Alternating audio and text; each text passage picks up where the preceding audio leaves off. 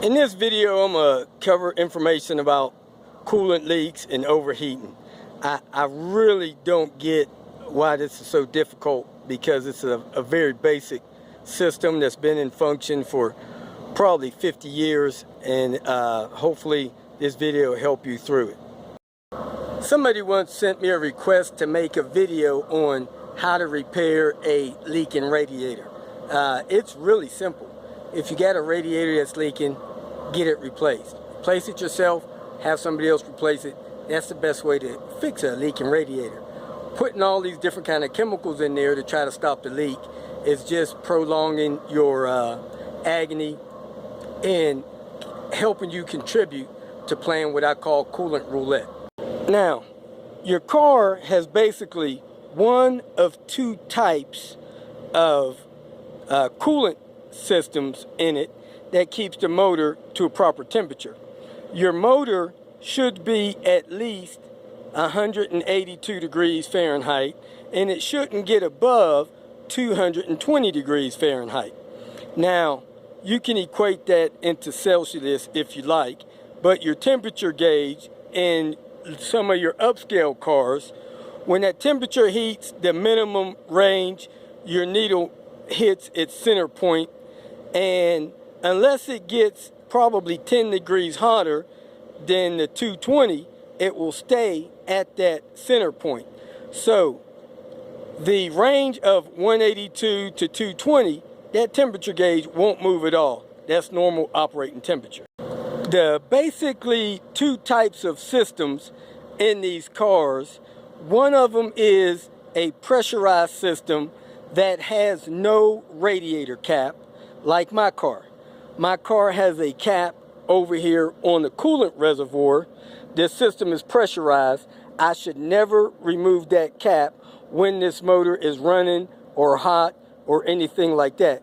Because this coolant is 215 degrees or so, if I pull that cap right now, this cooler ambient air, being about 100 degrees, will hit that 200 degrees coolant, and it'll just about what we call flash, boil, and it'll cause a boiling effect.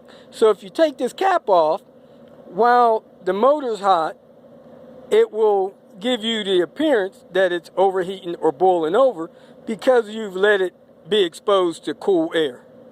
The other type of coolant system in the car, if you're running coolant and don't have an air-cooled motor, is the type that has a radiator cap on it that you could actually take the cap off and pour antifreeze directly into the radiator. Now that system runs a little bit different. It also normally has a coolant bottle, but you can normally fill that coolant bottle when the motor is not hot, because the cap on that is kind of a flapper cap, kind of like I have on my windshield washer fluid. It's not a sealed unit. It doesn't have a cap that twists on tight. So you could service those when the car is hot, and when it needs coolant, it'll pull it out of that bottle. Mine, on the other hand, my bottle constantly circulates a little bit with my motor. I have a bypass hose here, and I have a flow hose down under here, and that system is pressurized up to, I think, 12 psi.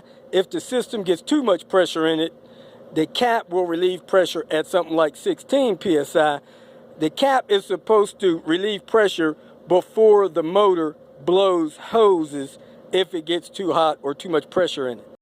Now, when these cars are new, we all know that they're not supposed to leak coolant at all. If you check your oil once a week while you're under here, or once every 2 weeks, or once a month, however often you check it, while you're under here, you should always check your coolant bottle. If you notice mine, it is about the level right there. You can see in it. If for some reason your coolant bottle is so discolored, so gross looking, so nasty, so disgusting that you can't see the coolant level in there, replace the bottle. Because you should be able to see that coolant level at a glance. This shouldn't be something that's hard to do. Now, if you have the type of system that has a radiator cap on there, you should still have an overflow bottle. It has a minimum and a maximum mark. You want to make sure that that has fluid in there.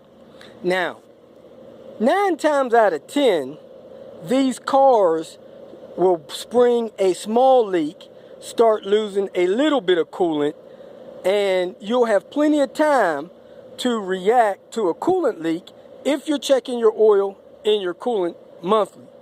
Very seldom will a car develop a spontaneous explosive leak that causes you to lose a bunch of coolant and overheat your motor. So check your oil, check your coolant level every week, every other week, once a month, and when that level starts to drop, you need to realize you have a coolant leak that you need to find and fix. Now, one thing that we need to know about coolant leaks is when this coolant is at operating temperature, 210 degrees, and it leaks out into the atmosphere that's 80 degrees, 90 degrees, 50 degrees, 100 degrees Fahrenheit. When that coolant hits that atmosphere, it almost evaporates and boils off immediately. So unless your leak is getting on the bad side, you don't have the luxury of finding coolant leaking on the ground, leaking in your motor, dripping here, dripping there. Please get it out of your mind that you're going to be able to find this coolant leak if it's a small leak. If you have a small leak and you drive a month or two, you will run low on coolant. When you run low on coolant, there's a good chance that you'll damage your motor or destroy your motor. Now, your coolant's primary job is to keep the motor at a certain temperature. It won't let it boil and it won't let it freeze.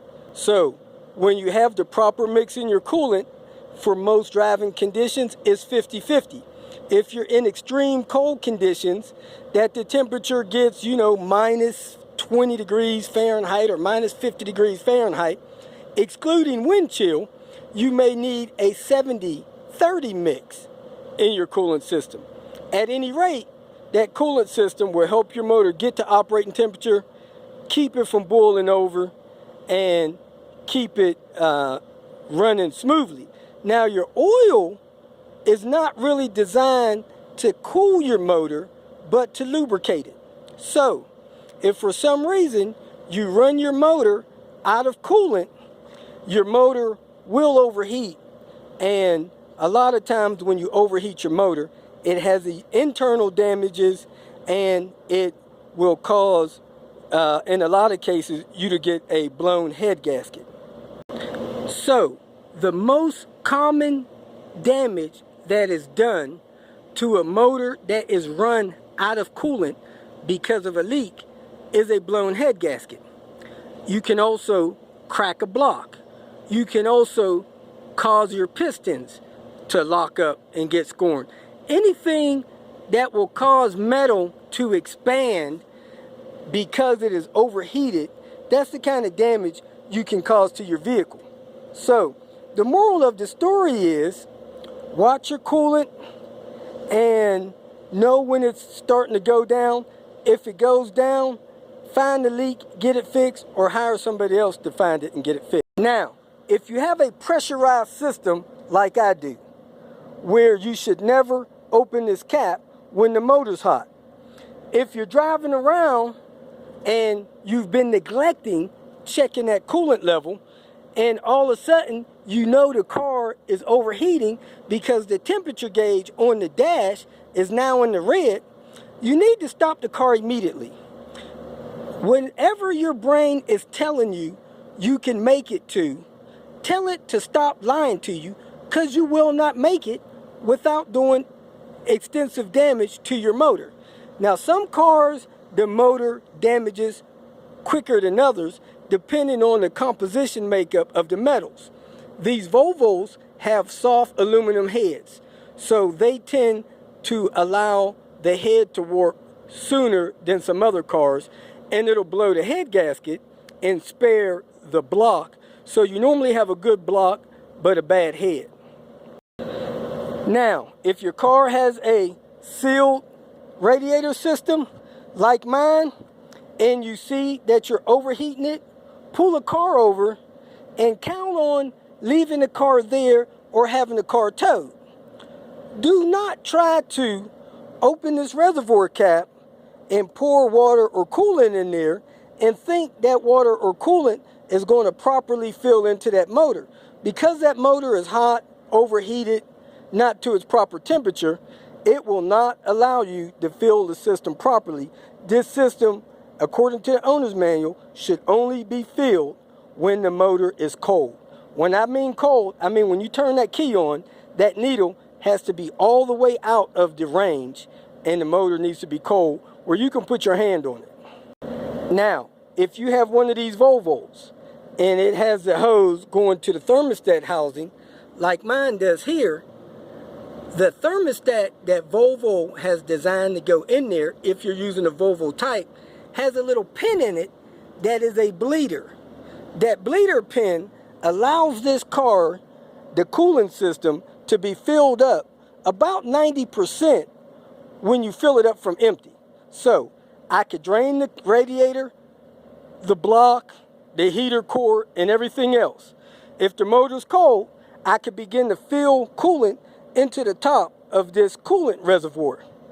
I could pour almost 2 gallons into this system if the system's empty, and that bleeder valve in that thermostat will allow air to continue to come out and come out of this reservoir top, so that when the reservoir finally fills up, since this is the highest point of the car's motor and the coolant system, I'll have 90% of all the coolant in the motor.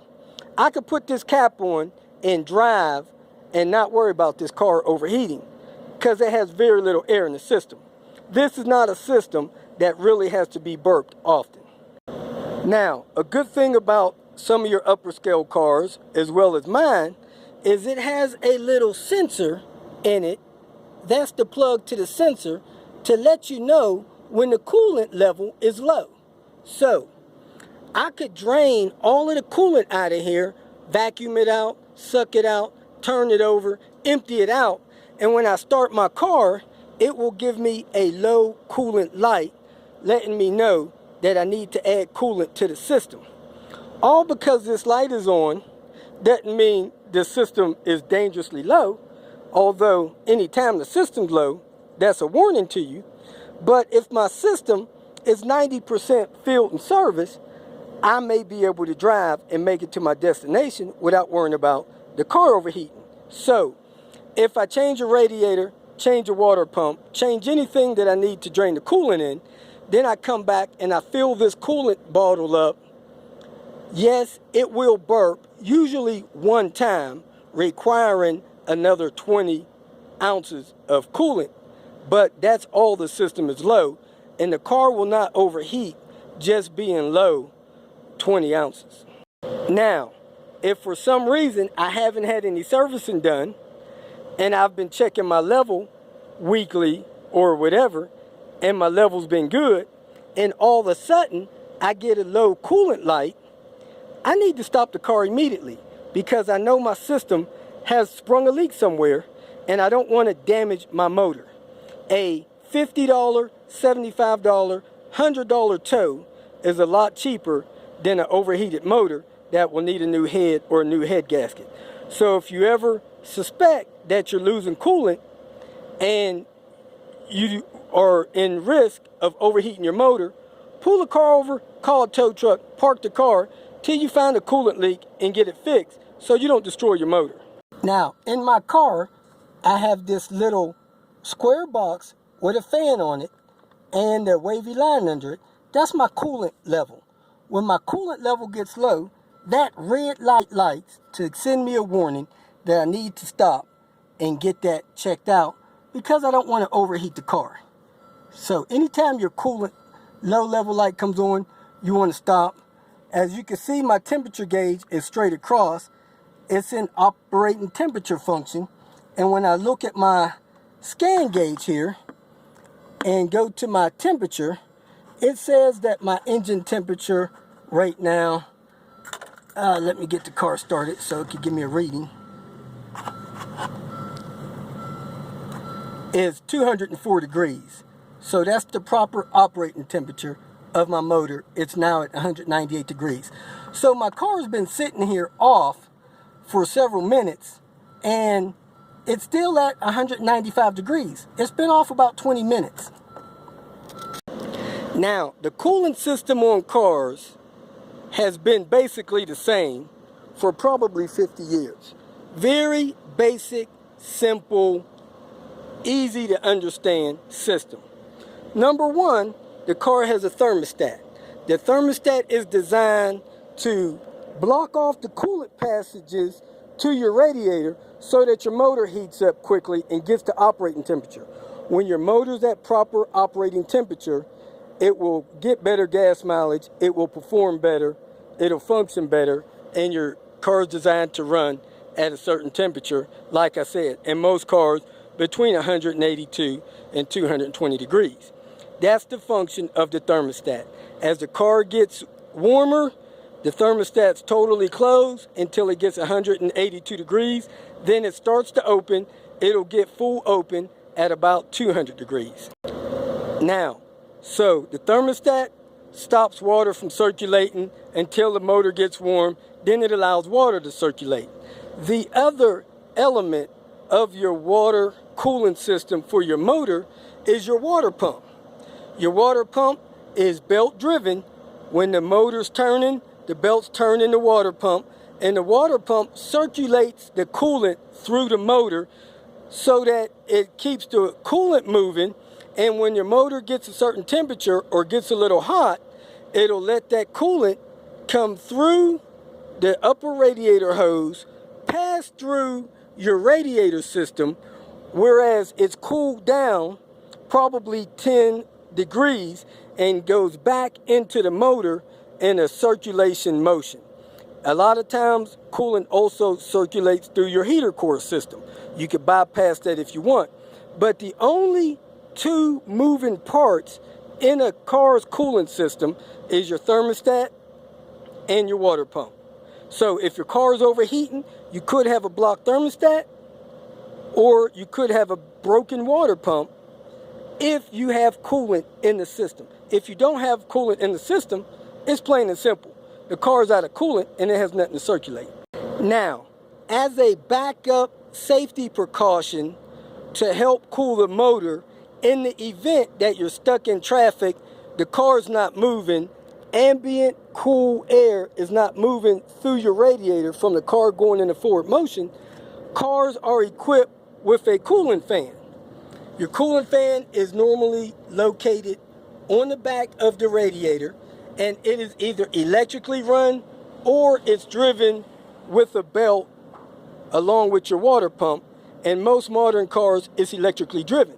Now on my car, when the temperature of my motor gets up to 216 degrees, it's getting up to the higher end of the operating range. A sensor senses that and closes a circuit or opens a circuit, either or. I think it closes the circuit and causes that fan to come on and draw air through that radiator to help cool that car down. It'll keep cooling that car down quickly because of the speed of the air it's drawing through the radiator. And when my car gets down to 204 degrees Fahrenheit, the fan kicks back off. So the extra backup function is the fan cutting on and off. So if you're driving in stop-and-go traffic, you want to know that your fan is working. So to make sure your car's not overheating, 1, you need coolant. 2, you need a functioning water pump to circulate the coolant. 3, you need a good thermostat that opens and closes. And 4, you want a fan that comes on, 1, when your temperature gets a little warm, or 2, when you turn your air conditioning on.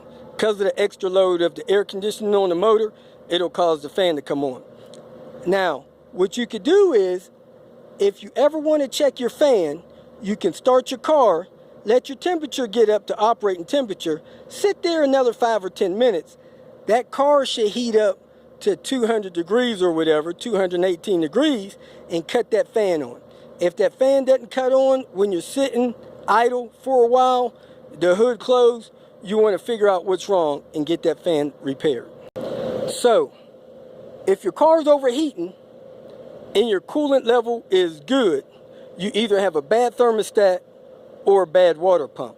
I have actually seen water pumps that look fine on the outside, but the propeller on the inside of the motor that causes the coolant to circulate through the engine was broke off and laying in the motor.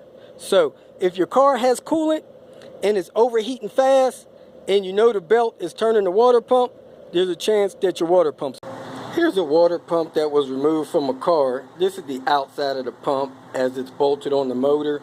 The cam belt actually turns this one, and on the other side of the water pump you see the metal propeller, and as this turns, the propeller pulls the water through and pumps it throughout the motor.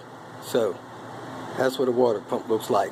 And I have actually seen one of these water pumps where that metal propeller had fallen off of the rest of the pump and was laying inside the motor. It's bad. There's also a chance that your thermostat is stuck closed, but hey, thermostats are $20 or less. You can replace that if you still try to overheat. Suspect that the water pump is bad if you have good coolant level. Now, if you got questions about a car overheating, look in the about comments of this video and click on the link that'll talk about what happens if your car overheats. If you feel that this information was beneficial, please like it and share it with your social media friends. You can also subscribe to my channel so that you can get notification of future videos that I post. Visit my channel. I have all types of do-it-yourself videos there. You can leave questions here and I'll try to respond to them as quick as possible. You can also visit my website at robertspinner.com. Thanks again for watching.